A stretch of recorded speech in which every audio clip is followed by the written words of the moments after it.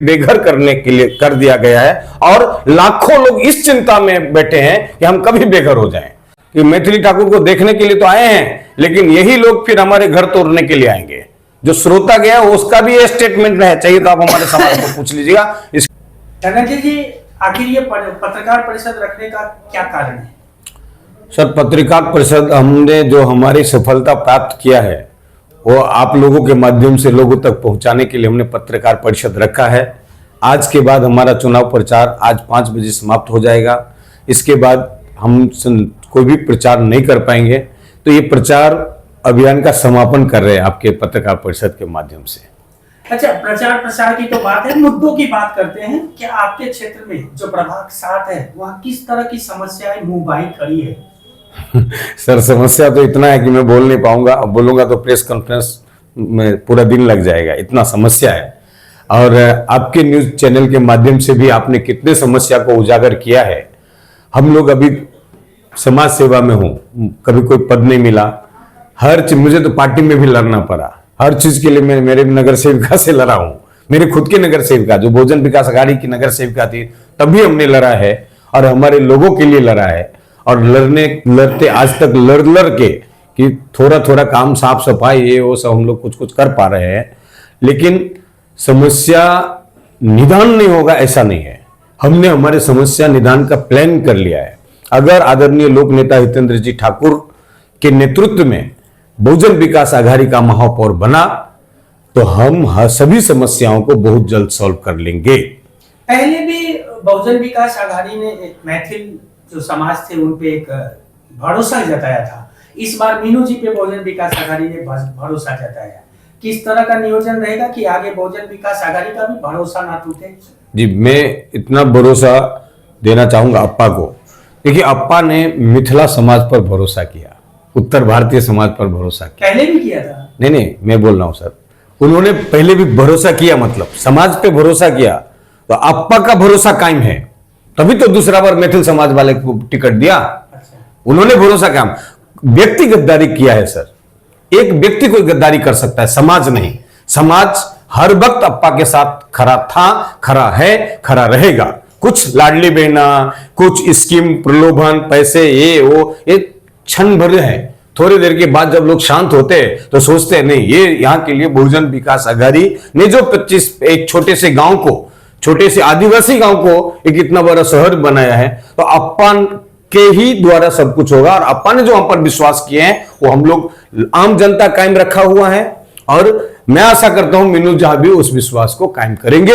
जो गलती हुई है वो दोहराया नहीं जाएगा। आपकी पिछले कई सालों से इस क्षेत्र में पानी की समस्या एक बहुत बड़ा मुद्दा है, क्या इस समस्या को आप मिटा पाएंगे?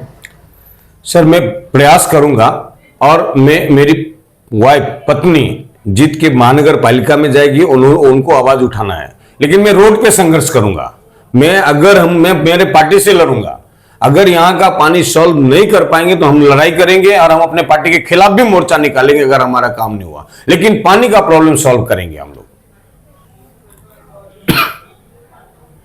क्या आप वहाँ जो अभी फिलहाल जो राज्य सरकार में स्थिति है, जो लोगों को एक तरह से डराया भी जा रहा है कि अगर आप भाजपा को या उनकी प्रत्याशियों को विजय नहीं करेंगे तो आपकी जो स्कीम्स है जैसे कि लाड़की बहना या और कोई, वो बंद हो जाएंगे, ऐसे कुछ अफवाहें उड़ रही है, इसके बारे में आप क्या कहेंगे? जी, इस तरह से अब्बा कई लोग हमारे पास भी आए हैं कि इस तरह से लोग बोलते हैं। क्या है, जो लोग हमारे अपोजिशन में हैं उनके पास कोई मुद्दा तो है नहीं, बस एक ही है, मोदी जी का कंधा और देवेंद्र फडणवीस जी का नाम लेकर के उन्होंने प्यार से भी समझाते और डराते भी है। लाडली बहना के लिए उन्होंने समझाया है कि आपका अगर यहाँ नहीं होगा तो हम लोगों भी ने भी समझाया उन लोगों को कि लाडली बहना गवर्नमेंट का स्कीम है, सरकार हमारे टैक्स का पैसा आपको देती है, आपका ही पैसा है, इसके लिए ज्यादा टेंशन लेने की बात नहीं है। जो लीगल है, जो लीगल लोग हैं, अनलीगल का कटेगा, लीगल लोगों को मिलेगा। इस अफवाह को हम लोग कोशिश करते हैं काटने का, लेकिन विरोधी ये अफवाह बनाते हैं। लेकिन क्या कहेंगे कि आपके सामने जो प्रत्याशी है उनकी सरकार केंद्र में भी है, राज्य में भी है, और इतनी बड़ी जो पार्टी का है जो प्रत्याशी आपके सामने आपसे लड़ने वाला है, तो इस महाशक्ति को आप किस तरह से देखते हैं और कैसे इनको चुनौती देंगे? इस महाशक्ति के लिए, इस महाशक्ति से भी बड़ा महाशक्ति, महासत्ता द्वारकाधीश हमारे इधर पधारे हुए हैं। द्वारकाधीश का आशीर्वाद है, उसके आगे कोई सत्ता काम नहीं करने वाला है। दो ही सत्ता है, एक द्वारकाधीश और एक हमारा मतदाता मालिक, मतदाता भाई, वो दोनों सत्ता पर मुझे भरोसा है। पिछले दिनों मिथिला समाज से आपको काफी सपोर्ट मिला था, तो इसकी वजह क्या है? सर इसका ये तो मैं भी मिथिला समाज के हूं। मैंने इधर मिथिला राय समाज, आज बरसों से 26 साल पहले मिथिला राय समाज का मैं पूजा कराता था। वो भगवान कृष्ण भगवान का पूजा करते, तो मैं पंडित भी हूं, तो उनका पूजा कराता था। तो हमारा 26 वर्षों से संबंध है और उनको लगा कि 26 वर्ष में धनंजय जी को मौका मिला है तो निश्चित रूप से उनको समर्थन देना चाहिए। इसलिए मिथिला राय समाज ने मुझे समर्थन दिया है और उन्होंने हमारे पे भरोसा किया है, क्योंकि हम भागवत प्रचार सेवा प्रतिष्ठान के माध्यम से विगत 14 वर्ष से यहाँ भागवत कथा का कराते हैं और भगवान कृष्ण का संदेश देते हैं। और उन लोगों ने राधा सर्वेश्वर कृष्ण भगवान का मंदिर स्थापना किया, तो हमारे दोनों का कहीं ना कहीं कनेक्शन है प्रभु का। इसके लिए उन्होंने हमें समर्थन दिया है और उनके अलावा मिथिला समाज के कई संस्था ने हमारे साथ मजबूती से खड़ा होकर के समर्थन दिया, लिखित में भी दिया है और स्टेटमेंट भी दिया है। क्या कहेंगे आप, आपकी मिथिला समाज से जो है अभी नई निर्वाचित एमएलए बनी है मैथिली ठाकुर, वो यहाँ पे आके उन्होंने स्टार प्रचारक के रूप में प्रचार किया, इससे क्या प्रभाव पड़ेगा यहाँ के समाज को और मैथिली समाज को? देखिए, इससे तो कोई प्रभाव पड़ने वाला नहीं है। मैं तो सबसे पहला ये जानता हूं कि अगर मैथिली को मालूम होता कि हमारे समाज के लोग अपने घर को बचाने के लिए संघर्ष कर रहे हैं और उसके लिए उससे संघर्ष कर रहे हैं जिसके लिए वो वोट मांगने आ रही हैं, तो बिल्कुल नहीं आती थी। क्योंकि मैथिली को यहाँ के लोकल लोगों के बारे में कुछ जानकारी नहीं है। मैथिली को ये नहीं मालूम है कि यहाँ के जिस पार्टी का हम प्रचार करने के लिए आए हैं, हमारे गांव के लोग मां माटी छोड़कर यहां रोजी रोटी के लिए संघर्ष करके किसी तरह से आशियाना बनाया है। आशियाना बना के हजारों लोग 41 बिल्डिंग से बेघर करने के लिए कर दिया गया है और लाखों लोग इस चिंता में बैठे हैं कि हम कभी बेघर हो जाएं। अगर ये उसको पता होती तो कभी नहीं आता था।